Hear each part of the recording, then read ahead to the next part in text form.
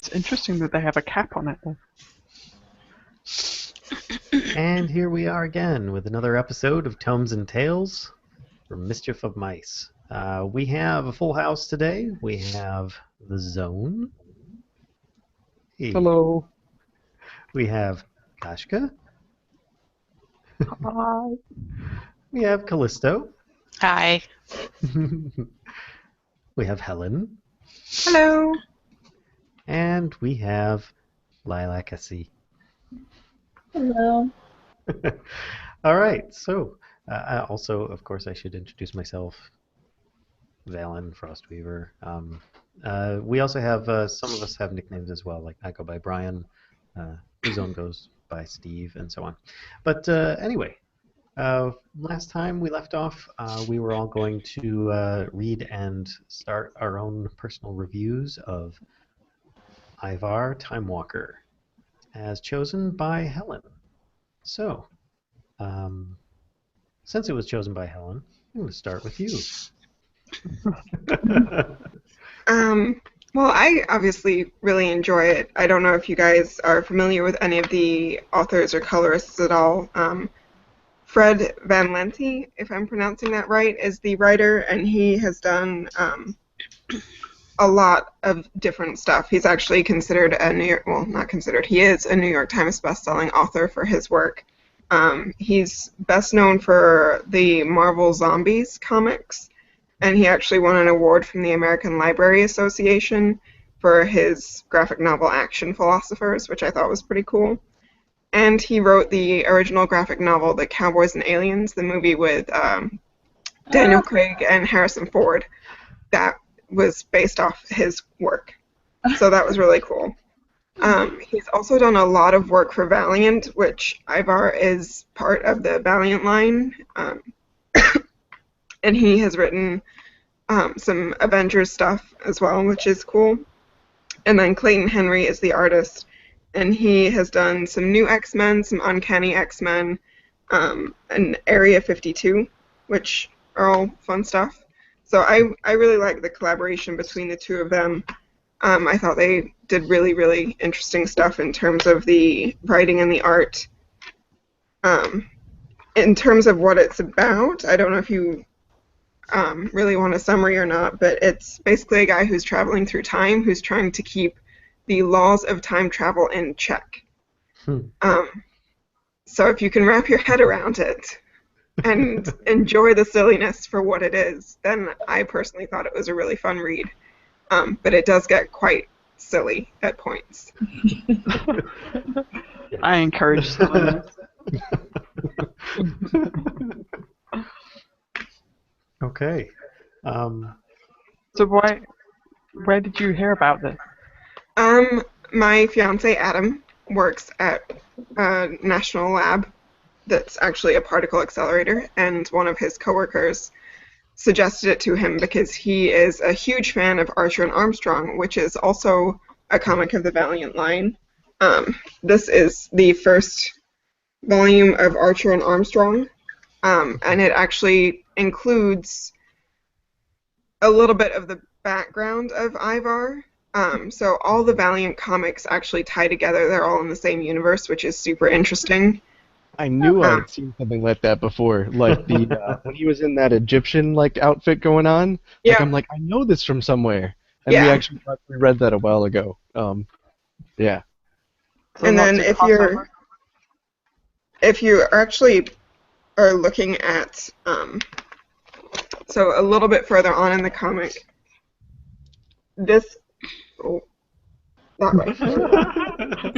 guy in the frame that's kind of gray and red. Yeah. He is this guy who is also this is an older version. I think they're redoing it a little bit, but he's Rye. And he's also in the Valiant universe, so they kind of tie it all together. And he's on a rooftop fighting while Ivar's in a cafe talking to Neela, and it's just, I don't know. I thought it was really fun that you get to see all these cameos of different characters. I don't know if you knew, but Ivar is actually brother to Armstrong. Yeah. Okay, yeah. He's got, I think, two brothers, which we only Yeah. see, I think, one of them in this issue, and I think Yep. we see Armstrong in possibly the next one. I haven't read into the next one or anything, but You do see the three brothers in volume 2, but you only see the two in volume 1. But you get some interesting family dynamics, I think, with the three brothers because they're all immortal. So Mhm. Are they twin? Well, not twins. Are they triplets, or are they like different ages? they're This is different getting ages. into the detail now. But, so They are you've got different that ages. like older brother, younger brother kind of Yep. relationship. That's cool. Ivar, I believe, is the oldest. Okay. Yes, yes. I really want to go reread Armstrong and Archer now.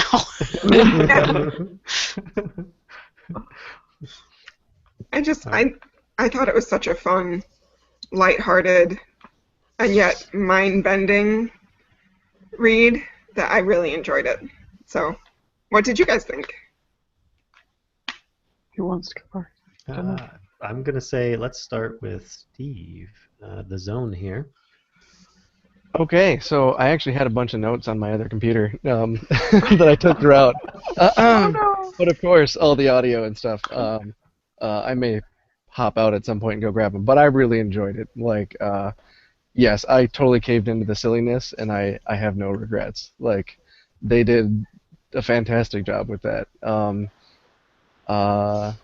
Yeah, like, and it had at least, a pretty interesting story, like, especially with the sort of the Groundhog Day-esque like scene where she's trying to basically save her father, but over and over again she basically keeps failing, which was pretty bad, especially with like the little like illusions of it, like when she goes to the bar and finds all her previous selves who have pretty much, been there, done that. Yes, and the poor bartender in there too. Um,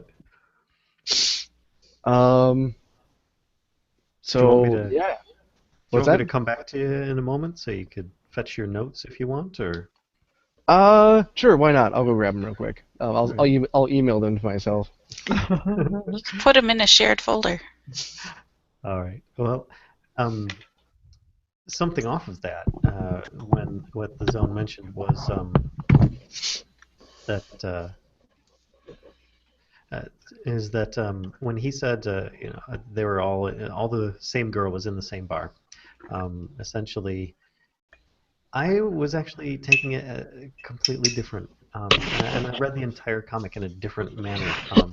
Not quite as much fun when I was reading it. I was reading it in a different way, like more serious. And I think I took that a little, I don't know, too much because I was like seeing that whole scene with her trying to save her father as really depressing.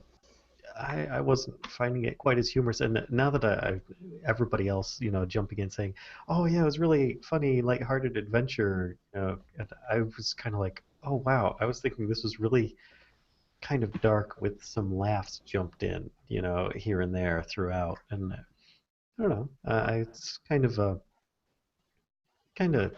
different perspective, but anyway. Yeah, I think I viewed it like that too. Yeah, me too, actually. Yeah. Because like there's that, and then there's also and I feel like I've seen it before, the Hitler storyline. Let's go kill Hitler or not kill Hitler, sort of Hmm. thing. And they kind of had that competing butterfly effect thing, where if you step on a bug, that won't end all of humanity or anything like that. But there are certain things you can't do that would have, you know, large consequences to later history. So, like, his big example was, we can't kill Hitler, something would happen to stop us.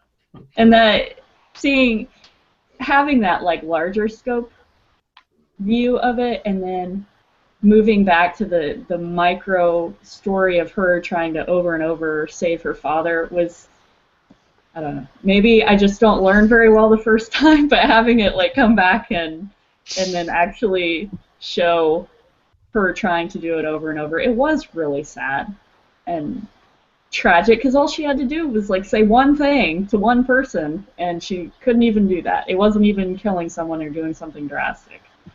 So that was interesting to me. I did like that it had a sense of humor though, and I think it was the sense of humor I found pretty evident. I mean, Neela is constantly like making jokes. Like you fail to grasp the basic concept of fleeing. You know, it's like I appreciate her kind of like sarcastic sense of humor. So I did like the sense of humor throughout, but I don't think there's any getting around the fact that she's not able to save her father being a sad thing. You know, it's just going to be sad.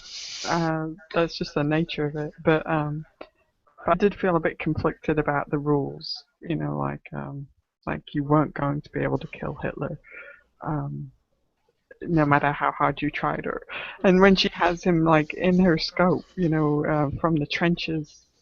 You know, World War One, and it's like, could you really not just pull the trigger? I don't know.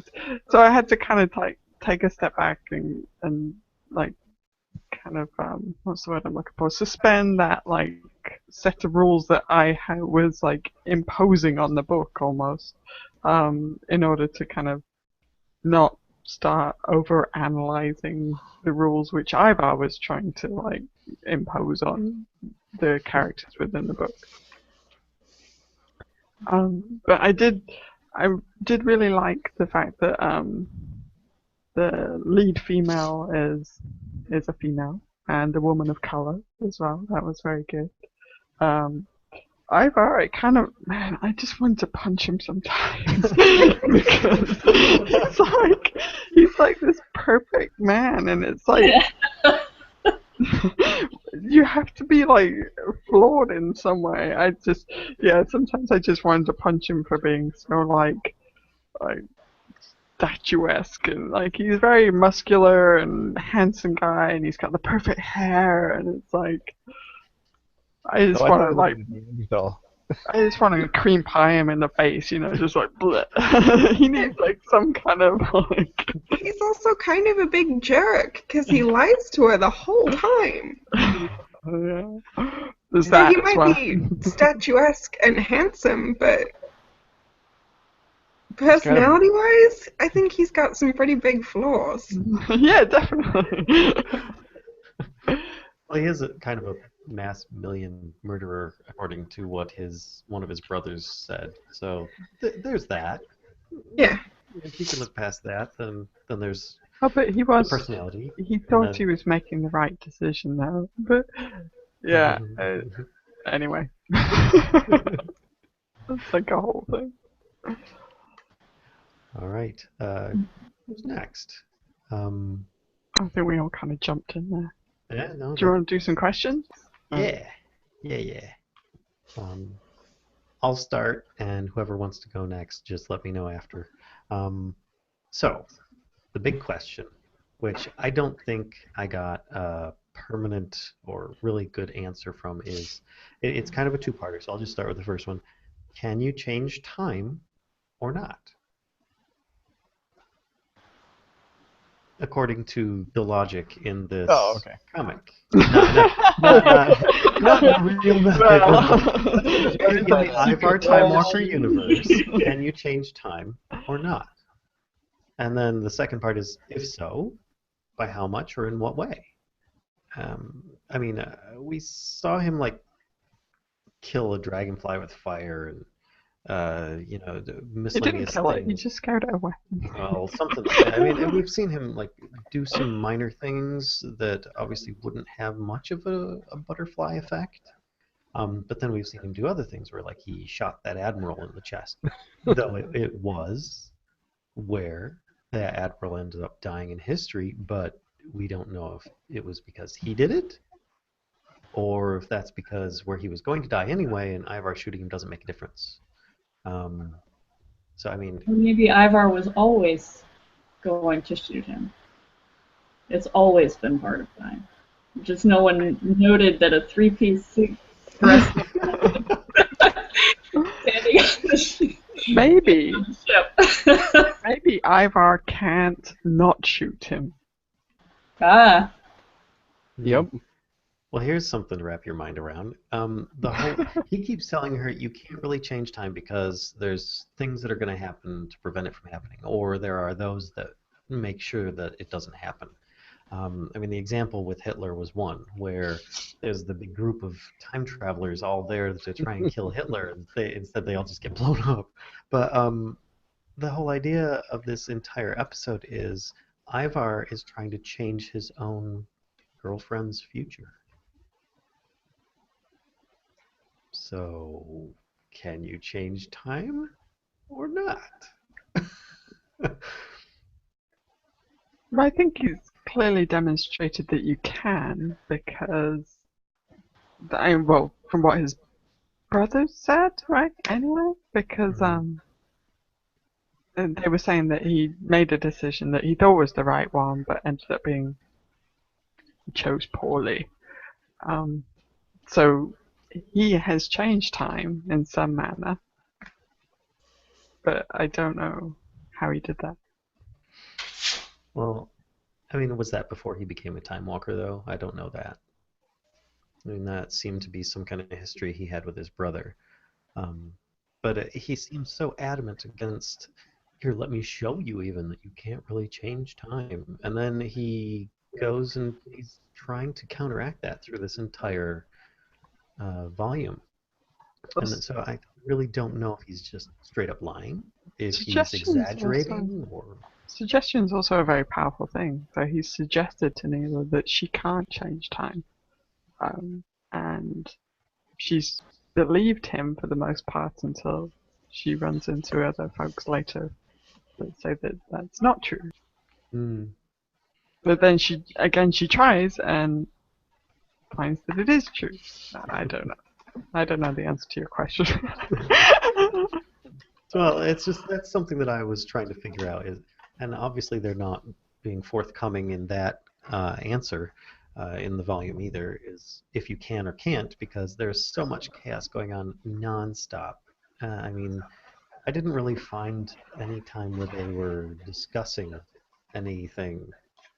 You know, it was like there was a quick discussion of something, and action happens, you know, to interrupt whatever's going on. So I was constantly feeling like everything is moving nonstop, fast, fast, fast. And I guess the only area where it wasn't is when she was by herself, with herselves, you know, having the time to try and do that.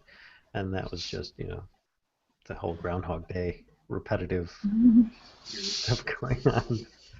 But anyway, I guess it's not a question that necessarily has a definitive answer, unless maybe you've read the series and have a more definitive answer. But just something to knows the answer. think about. I don't. Well, I maybe kind of do. I have a better idea of the answer, Okay. but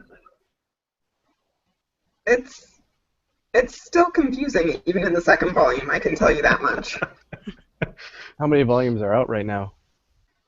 I think the second volume just came out earlier this year, so I think they're working on a volume 3, but it's not anywhere close to being out yet. Okay. But the only thing I would say is the second volume definitely goes a little bit more along the serious route. It's not quite as silly, and I don't want to say carefree, because there are definitely moments in volume 1, like with her dad, where it's not happy and carefree, but you start to see a much more serious, much larger scale problem in volume 2. So. it felt like a more lighthearted Terminator. Yep. Honestly. Yeah. You got these cyborgish things coming back. But it was a little bit, although I only read the first volume, you don't really know at the end who the good guy or bad guy is. Although he kind of shades it so that the cyborg people and stuff are like the evil shade of people past. that are kept alive in this Oblivion 1 sentient city thing. But whether or not that's the truth, I don't know. So it felt a little bit like Terminator to me. Okay. I guess I agree with that Yeah. one. I agree. Also, being a Marvel Comics reader, the whole Sentinels idea along the X-Men line seems to kind of coincide a little bit with that idea. Just coming back from the future to that just kind of a hint of something similar along that. I wouldn't be surprised. But yeah, who else has a question that they have or wants to interject? I do. What did you guys think of the creature with all the eyes, the history hacker? That was Lurker? The trolls of history. Lurker. Yep, the lurker. Probably my favorite part of the book. That was very epic. Like, I laughed really hard when that came around. Like, so yeah, I pretty much, my notes had basically, they are the trolls of history, and they're beings that came out of an aggregate social network, like, which basically turns out to be like what, like 4chan or whatever that is that came out of that, like, and basically, yeah, goes around like spray painting things and wants to draw a penis on Hitler's forehead. I think there's a Spectacular. line actually to draw a penis on Hitler's forehead. I'm in that line. Actually, I want to say that it was probably similar to like Twitch kills Hitler or something like that. Where all the users are online and they're all trying to make the character go and like do this, do that. Sort of like they're playing the Pokemon game or something. Yeah, backseat gaming the whole way. How about you, Helen? I really liked him. I thought he was a much needed, funny, silly aspect to the trying to kill Hitler and thinking about how much of an ass that guy was. No, and I thought the dialogue that they did for him and having him talk in that very online troll kind of way was just fantastic. And especially just making him a bunch of eyeballs and glass. That just, Yeah. I thought that was yeah.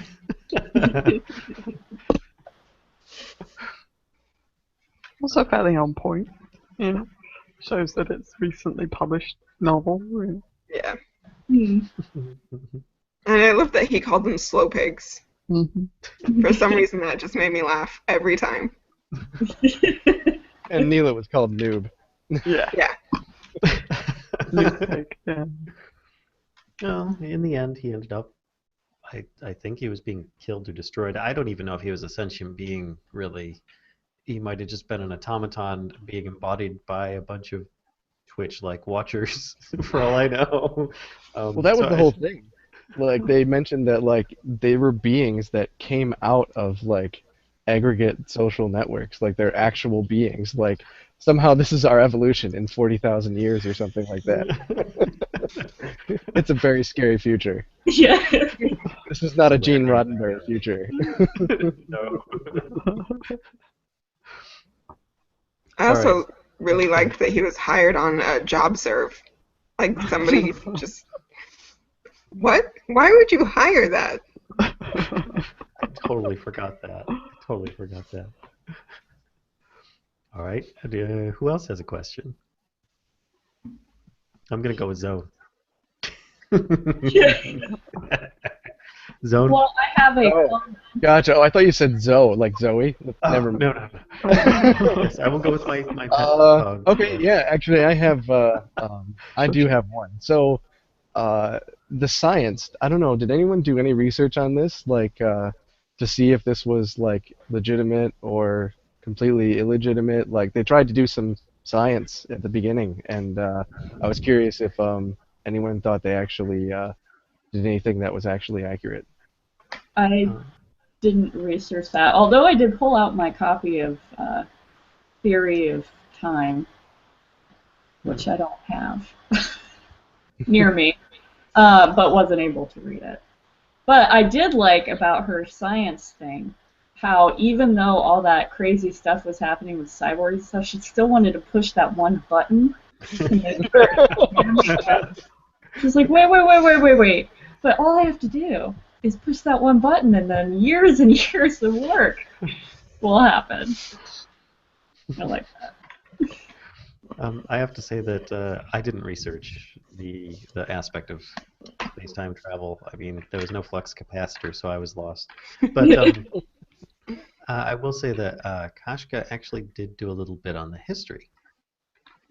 Yeah, I couldn't remember the date when the explosion takes place in the bunker, if that aligned with an actual event or like how that lined up with real events. So I just kind of Googled that date really quick, and that was Operation Valkyrie, which was probably the attempt on Hitler's life that was closest to being successful. Yeah, and there's great detail out there about the German officers that were involved in that, trying to assassinate Hitler. Yeah. Interesting stuff. Wow. Well, I also, after she had found that, I was asking who's this Horatio guy. I mean, the only Horatio I knew of at the time, which is silly, I'm not good with history, was Hornblower, So I'm like, I don't remember him being an admiral. But Karen, it quickly looked that up and was like, hey, yeah, it's this. And yeah, he dies in that battle. So it's the Battle of Trafalgar. So yes, Admiral Nelson goes down. Yeah, so I mean, and then gets a square named after him. But I mean, the times seem to line up properly with what he was showing. I have nothing to base the prehistoric ones on. I Google doesn't really help me there. But what? You're not going to find, history and historic. Do they really have giant dragonflies? That's my burning question from this book. I should have researched that one. I forgot. That's the other super non-sciencey part of her as well. She encounters this species that she's never seen before, and she's just like, kill it.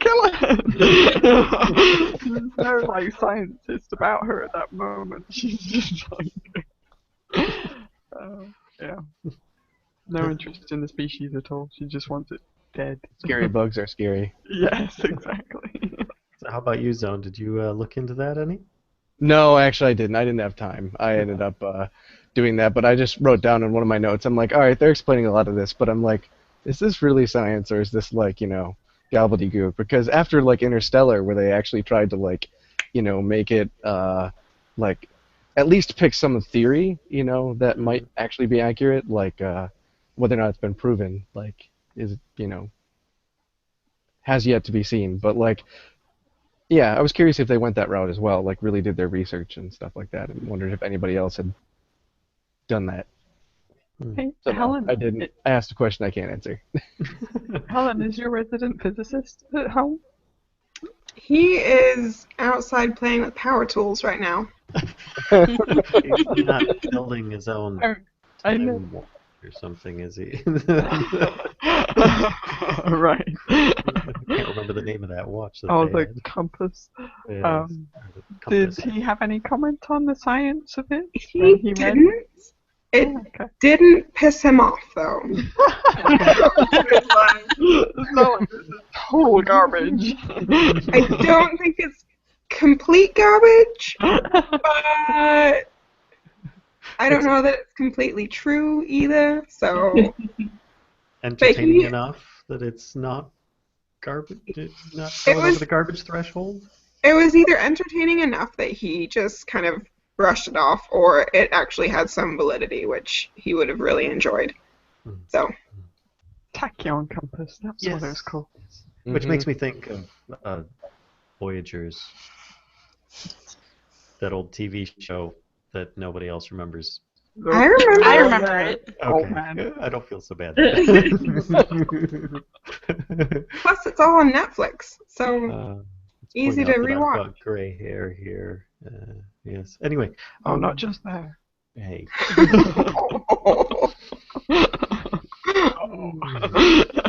I may have to take cover in a minute.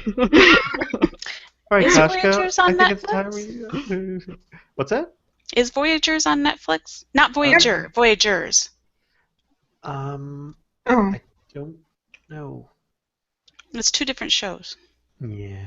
Yeah, Voyagers is very different from Voyager. Yeah. um, Soleil Moonfry's brother was in that. eh? I've got me on that one. You know, All right. Punky Brewster. Oh, Yeah. I'm showing my age even more now. Sorry. I'll still always be older than you. Doesn't make you feel better. But I've got all the gray hair. I do too. Just I dye it. look older. No, you look fine. You look fine. All right, let's move on. Kashka, since you since you wanted to go next.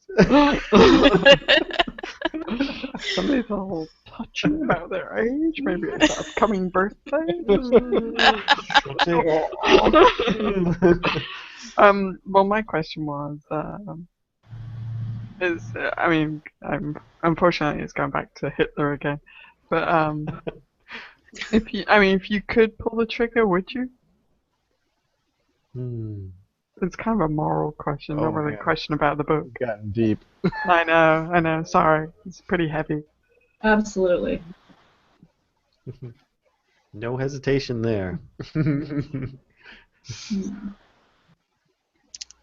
See, I'm not sure because his brother actually enters into the equation in this one, and I'm going to bring it back. Wait, what? I'm going to bring it back. Brother?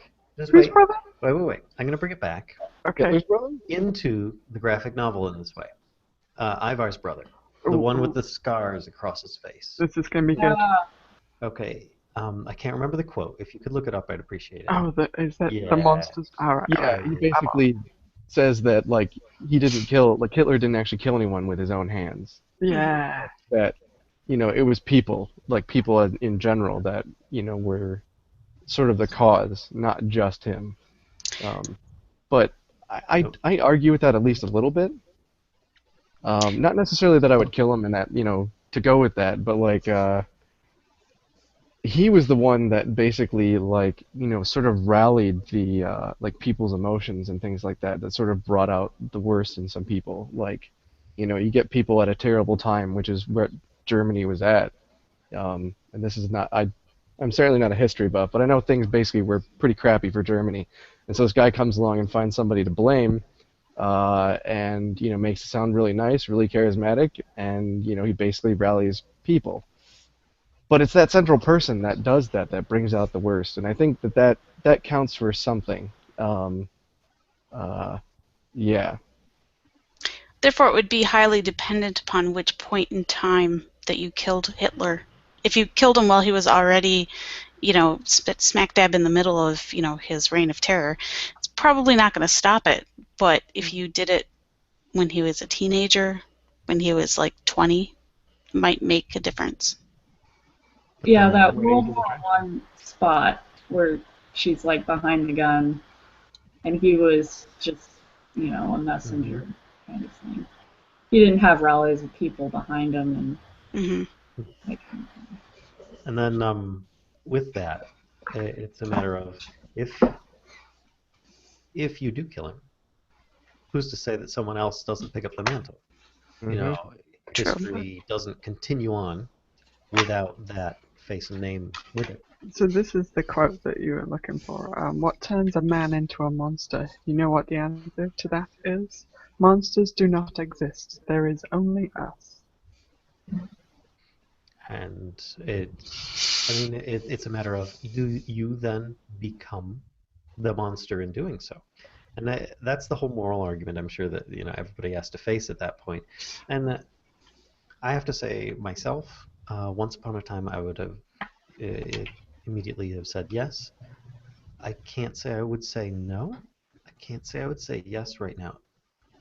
I think I'd be struggling because I've never had to be in that situation before, and I can't say that I am confident in what I would choose at the time.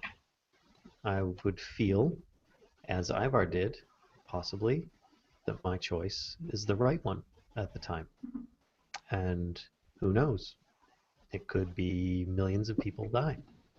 It So, may come down to who became the victim too. So right. if the climate of the country, which it was perfect for something like that to happen, for someone to put their crazy or extreme ideologies Hmm. into play. If he dies, then who loses out Hmm. now? Who is persecuted? And Right. if that was definitely going to happen, if war was definitely going to happen, who's on the hard end of the line? I do feel that I need to add, don't get me wrong, Hitler was an evil man, and as far as my opinion goes, he deserved to die a much earlier death than he did. And I definitely would not have supported in any way, shape, or form anything that happened during that time for that on the Nazi side. So, Sorry, that question was like, like a super heavy question, but it's just the one that's like stuck in my head after reading this. It's like, do I think that I could do it? And yeah. I think I'm a really, really strong pacifist, so I don't. It's really difficult for me to stick to that pacifism though. Looking at like somebody like that. Um, Right. Probably the one exception that, if there's ever going to be an exception, he's it. Um, but I'm really, like, really on the side of war or violence is never the answer. So it's a tough one. So okay, but move on to the next question, please. This is too heavy. I'm going to jump over to Lilac SC since I think you had something ready earlier. Oh, yeah. So while I was reading Ivar Timewalker, almost the first page, I was like, oh, that guy looks familiar. Ivar does. Uh, so I'll show the picture. This is Ivar in the. Oop, uh-oh. All right, right here. He looks just like this actor, Sam Heughan, who is in Outlander. So I I got was him thinking up. to He's myself, up on the screen now. if they ever made a TV show, or like Netflix made a TV show, or if they ever made a movie about this, he would be a shoo-in for it.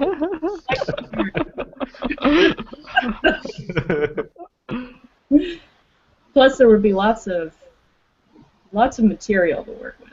You've got like all of time. Main storylines. It's very true. Very true. Almost like they have a show like that. I was just thinking, wow, this is like. Oh no, not being a Whovian though, I can't say how close this is to that. Any comments from Maybe it's more Whovian? like Oh quantum. no, It's not. No? it's not. This one's a lot more darker. Like that involves dying and well, I guess Doctor Who involves dying too, but like I mean, like you don't see the Doctor going back on top of like a ship and shooting the captain. Like that definitely, I think there would be a line drawn there, and it's yeah. He's exactly what Karen was saying. He's a pacifist. He doesn't believe in killing people and altering history and all that kind of stuff. He killed, well, there was the Time War and enough violence then, just like we saw enough violence in our world wars, that he doesn't promote violence. He isn't okay with it. unless you really make him angry, and then he gets a little scary. But for like, especially, I want to say like 10 and 11 would definitely complete pacifists. 12 is a little more on the edge of being okay with violence, I think. But that's just me. Showing my Doctor Who nerd card. Somebody's got to represent. What do you guys, do you think there's any other comparisons though with any other like big time travel, what's the word I'm looking for? Not brands, you know, that thing that they do. Series. Sure, that'll work. Quantum Leap. Yeah, that's what I was wondering, like Quantum Leap, do you think Quantum Leap is? Yeah. No, of course. Seemed a little like the other brother. Like the other brother was kind of jumping into other people's lives. Like he said he kept coming in as some sort of warrior specifically each throughout time. That seemed very sort of Quantum Leap-ish. Like he had a specific goal in mind, like when he was there trying to kill that scientist, like Bosch or whatever his name was. Yeah, that feels very Quantum Leap-ish. Oh, and then of course the one that I mentioned already, Voyagers. You know, can't overlook that one, which was for those that aren't familiar with it, a male and a young boy traveling through time with this little like green light, red light stopwatch device that tells them if they can go after they've corrected time in the way that it needs to be fixed, which is very similar, and I think where Quantum Leap got its idea from, and just kind of brought it a little bit more up to date at the time. And Ivar seems to have taken inspiration from those, as well as many other time series, I guess. Like maybe Doctor Who a little bit too. I couldn't really, not so much. I mean, there's no like TARDIS or anything, but still jumping around. So about this actor, Hannah. Yes. So I don't know anything about this guy. Where have you seen him before? Because obviously he caught your eye, and you were like, "Yeah." Yeah. Outlander. I became a first-time subscriber to Stars because Outlander, which is also a time travel show. It is. But yeah, he's the one of the leads in that show, and actually he's amazing in it. And maybe like this would definitely be a departure from that, but as silly as it is, I think he can carry a joke and stuff like that. So, but who would play Neela? I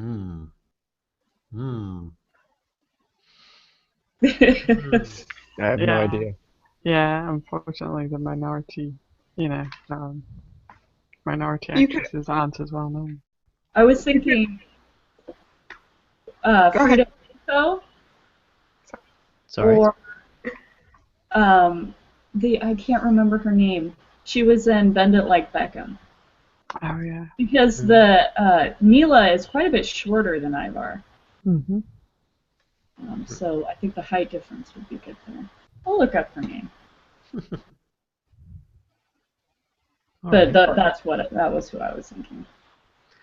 You could also, it could also be the woman, and forgive me, I don't know her name, who played Martha on Doctor Who. She was one of his companions, and she was a doctor, so she's got the whole science vibe going on already. But she was really talented at being very conflicted. Like she showed conflict in terms of emotion quite well, I thought, on Doctor Who. So.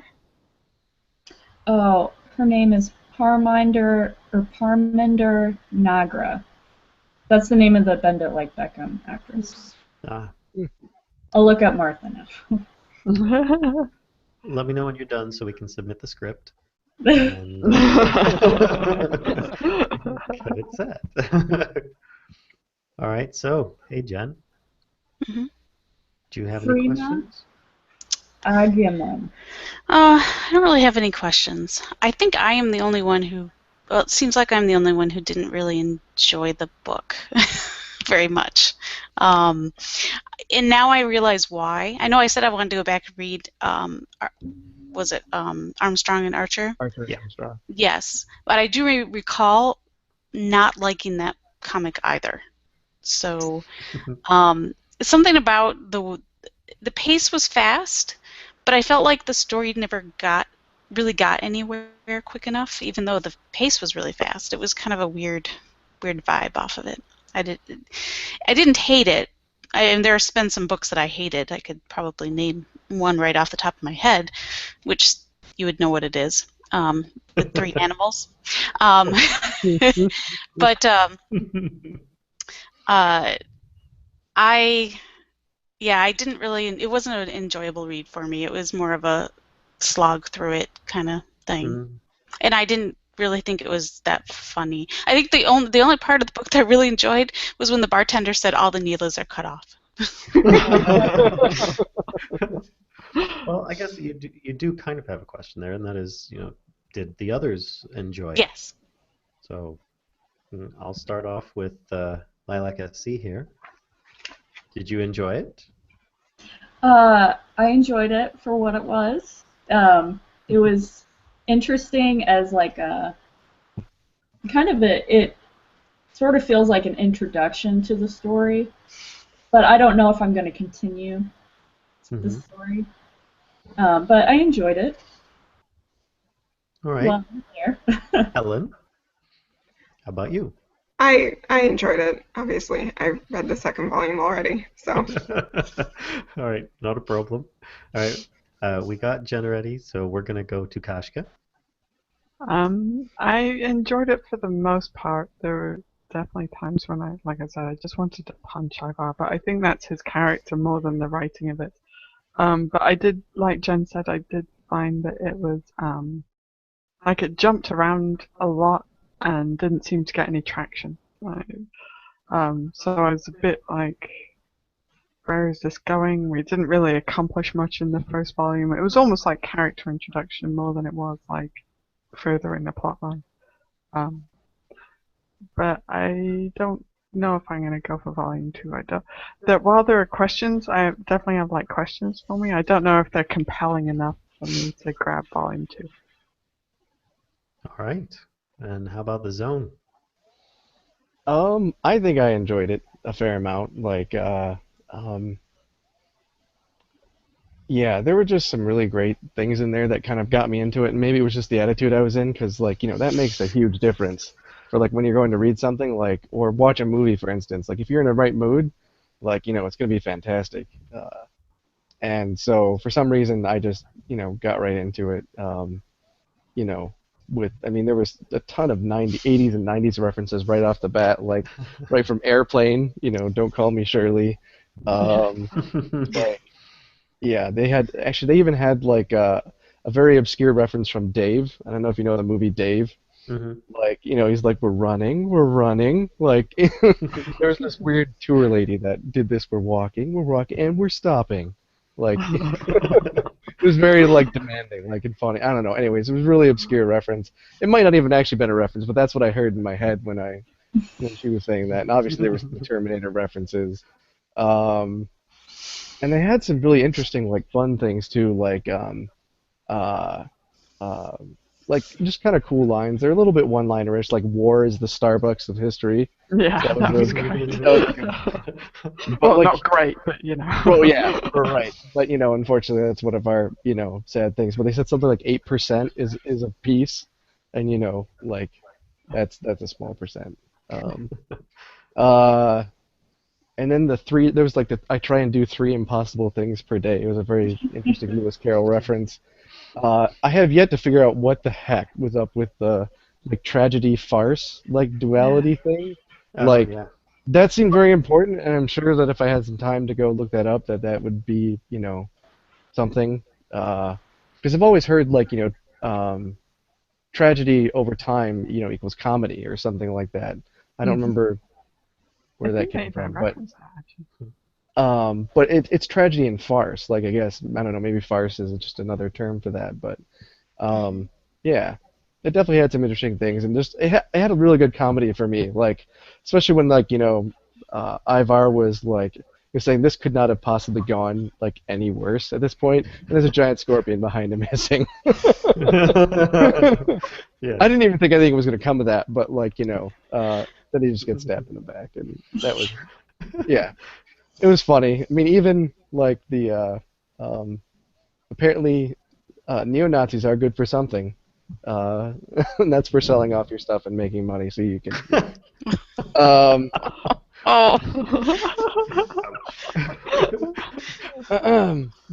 anyway, I digress. So I don't know. I thought there was a lot of really good parts in it, and that like really made me. Oh, the raptor and the keys. That was hilarious. There's like explaining away how you lost all of your things, like the missing keys and the missing other stuff, and there's like this like raptor like staring at a keys falling through the air, like car keys. I don't know. I just things like that really, at least brought a smile to my face. Not sure if all that, despite the fact I enjoyed that if I want to continue or not, but um, because the overall premise didn't like completely hook me, uh, but it was definitely like a super fun ride. All right. And then I guess I'll give my opinion, and that I kind of went in a similar way to the same way I did with Lumberjanes on this, where I liked some aspects of it. For example, at the beginning, you've got Ivar saying, "Come with me if you want to make history," and Yeah. then you've got the same image, but it's Mila at the end going, Future "Come with me. me if you want to break history." And she looks totally badass, and naked, and it's the same pose, a similar backdrop, but everything's different at the same time. So I really liked those kind of throwbacks. The prospect and idea, I really did like that. I mean, heck, I did like Quantum Leap and Voyagers and stuff like that. It's always been entertaining, and the Lurker was excellent. I really did enjoy his um, jaunt through the novel, but there were things that did stand out to me. One of the things that I do really tend to put a lot of into a graphic novel is the art. In this case, um, and I already had this feeling before Kashka and I discussed this together about it, but the art was a bit inconsistent for me. There are some inconsistencies that I also didn't like, but it seemed to Ivar seemed to have a morphing face at times, um, from one page to another, and sometimes when he went from one time to another, I understood. It might have been an older Ivar or a younger Ivar, something which I understand. But from one frame to the next, he sometimes would look a little bit different. Specifically, if any of the characters looked down, uh, suddenly everybody would have a receding hairline. And it was less noticeable on some people than others, but having a receding hairline, it's something that I tend to notice. And it's just weird that when they raise their head back up, suddenly their hairline is back where it was before, and then when they put their head down, it goes back. So it looked really weird, like everybody was suddenly going Lex Luthor on me or something. It tended to break my immersion. Um, but I think most of all, the characters I couldn't connect with because I didn't know anything about them, which was caused by what I believe Lilac Asi was saying, and that was that it seemed to be, or no, maybe it was what Callisto said. Sorry, is where everything was moving along really fast. It was there were no slow spots in this novel. I have to give it credit for that, but it seemed to lose the plot. Like I felt like I was getting constantly distracted with, look at this, it's shiny, look at this, it's shiny, and as soon as there was something of any interest that I wanted to know about, an explosion happened, and you wouldn't find anything out about it. In the end, I felt unfulfilled. I was expecting a bit more of the plot line to be revealed, or at least I would have a little more understanding of some of the characters. And because of that, I didn't really relate to the characters and really, I feel bad for saying this, it's a bit extreme, but for lack of better terms, I didn't really care about the characters as much because of that, not learning enough about them. Now, I do know that Neela, her situation with her father, that was probably the best part for character development. But that was also the only part for character development that wasn't just little tiny hints and quips that didn't really make sense in my mind. I don't know. I think. Sorry to interrupt, but I did feel like the two characters were portrayed. I felt like I had enough detail about them. I did feel like I cared about Neela. I did feel like I wanted to punch Ivar. So I feel like they kind of accomplished what was necessary as far as character introduction and kind of like hooking me in that way. But I don't know. I could have used like just a tiny bit more plot progression. I think if I were to continue reading it, it would be to know what happened with Neela, which the title of the graphic novel is just not about her. That was another point that I had, actually, so well said. Yeah, I really liked her character.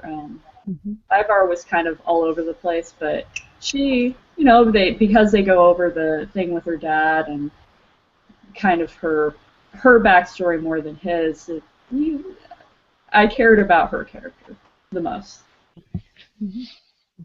I agree. That's How for sure. Is Neela in volume 2? Oh yeah. Okay.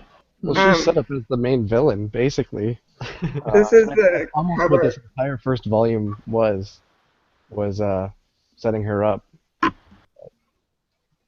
So this is the cover of volume 2. You can see the three brothers on there, which I think is really cool. It's a cool cover.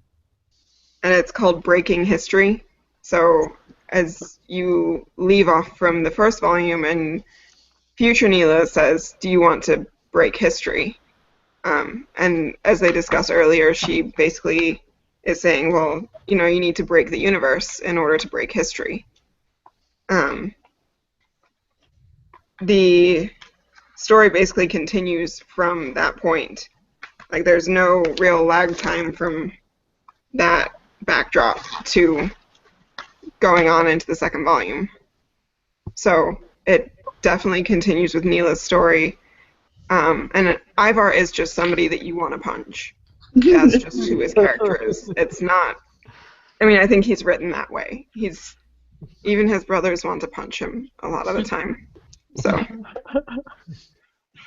So therefore, I think that they need a Neela in this case in order to retain people who want to see something happen with the characters, which I don't know. Having a character that the reader wants to punch,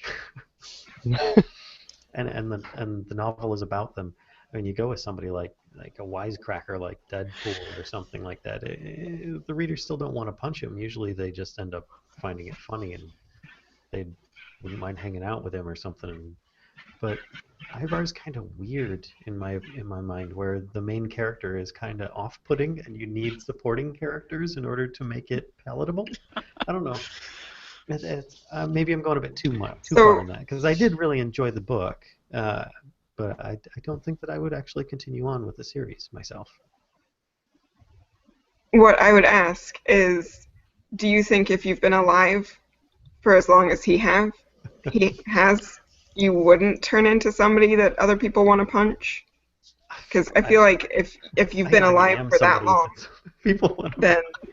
I was actually thinking the opposite. I was like, man, he's been alive how long, and people still want to punch him? I haven't learned any humanity.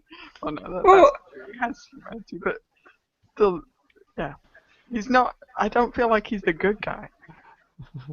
But I don't think you're supposed to feel like he's the good guy. And maybe it's not black and white. Like maybe there isn't a good versus evil thing going on here. But yeah, I felt the opposite. Like, how can he have lived this long when he has this like kind of attitude that makes people instantly dislike him? Well, not instantly, but Plus, makes he's clearly a narcissist, right? Like that. The yeah, scene like the with way him he's like seeing looking. himself Yeah. outside the cafe and he's like looking good. Like, Yeah. who says that? People who want to get punched. Yeah. From what I understand, he has There's a lot some. of punching for all this pacifism going around. He does have some powers, apparently. Some kind of improved healing and difficulty of being killed in some way. So Oh, so you're saying people have tried? I guess he's similar to Armstrong in a way for that. He's got some resilient abilities, and I think that's amongst the brothers. So therefore, that's possibly how he survived so long, because I'm sure many people have wanted to punch him, probably with more than just their fist. So, With a hammer behind some gears in a torture chair sort of That thing scenario. was like, yeah, headache just looking at it. Yeah. all right. So, did anybody have anything else that they wanted to add before I move on to our next episode? I just have one other question. Yes. Do you guys think that Neela is a monster by the end? Because she kills 2 people, and she lures the sentinel-esque creatures to the highly oxygenated atmosphere of the. I don't remember which area it was right now. In order to kill them. So does that make her a monster? So you mean those 2 robotic creatures? No, she kills 2 Nazis when she's rescuing Ivar. That's a good question. I don't think that's what makes her a monster. I think what she's about to do is going to be what makes her a monster, that she's going to basically possibly destroy the universe to save one person. That would, yep, monster category. See, Makes Hitler look pretty tame, actually. I'm not sure if she's a monster at the end, or at least, I don't know, maybe she is, maybe she's. I don't remember the situation well enough with the Nazis, but I mean, she was also put into a situation where I don't think she really wanted to be in captive or being captured by Nazis either. So, and she was given a silenced weapon by Ivar's brother. I mean, it was all kind of lined up to happen in a way. So I guess it was kind of defense because she was in their fort.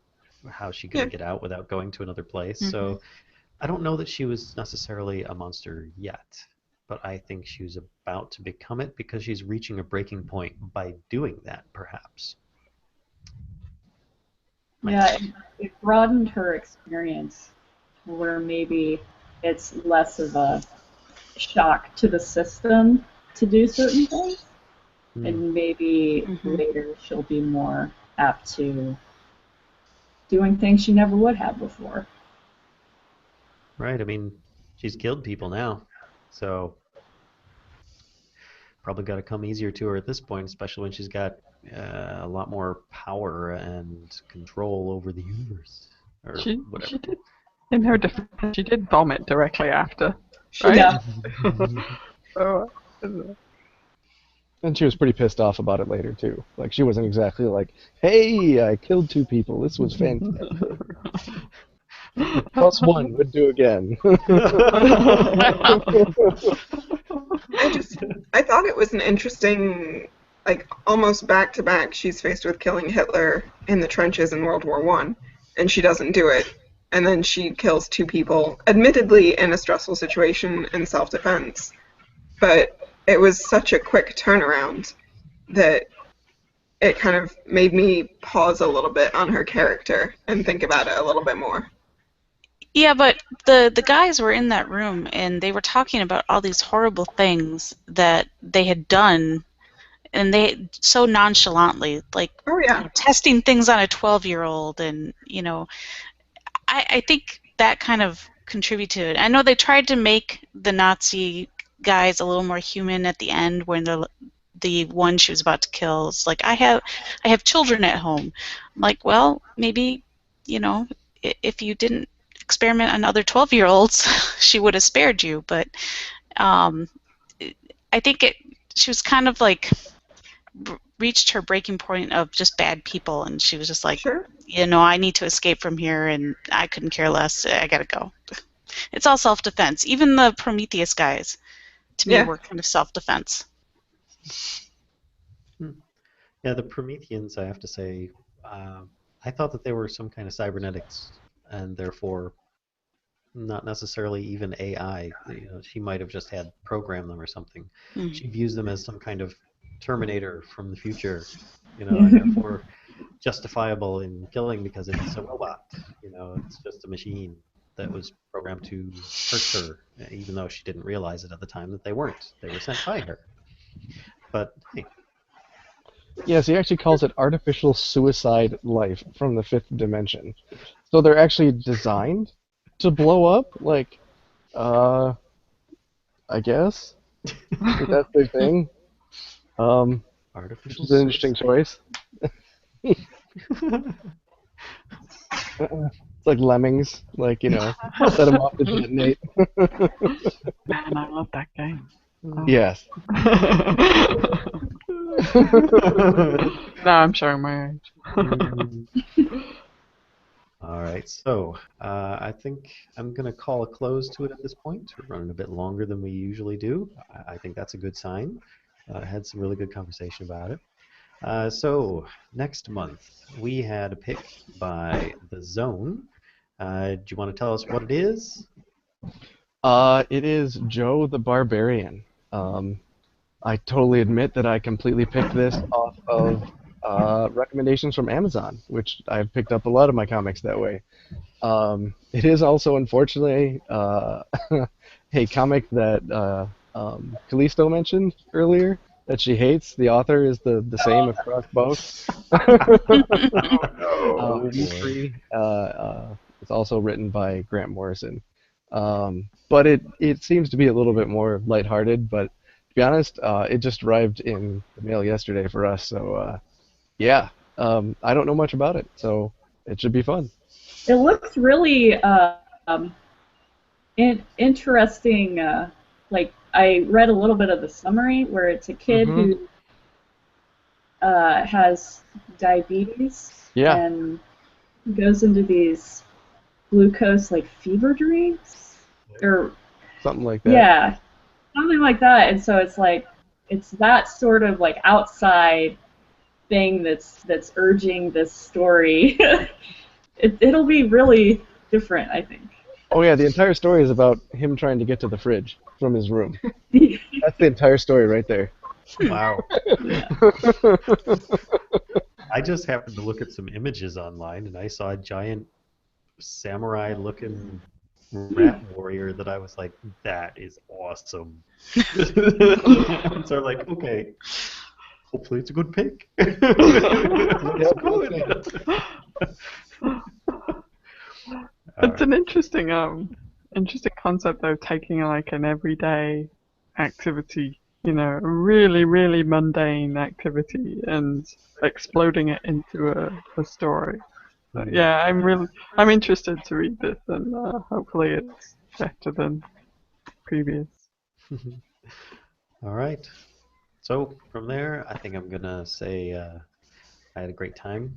Thanks for the pick, Helen. That was very enjoyable, as always. I do really enjoy the these episodes that we have together. So until next time, which we'll be reviewing Joe the Barbarian. I hope everybody has a good time, and we will see you soon. Happy holidays. Yeah, you too. Happy holidays. Bye. Bye. Bye.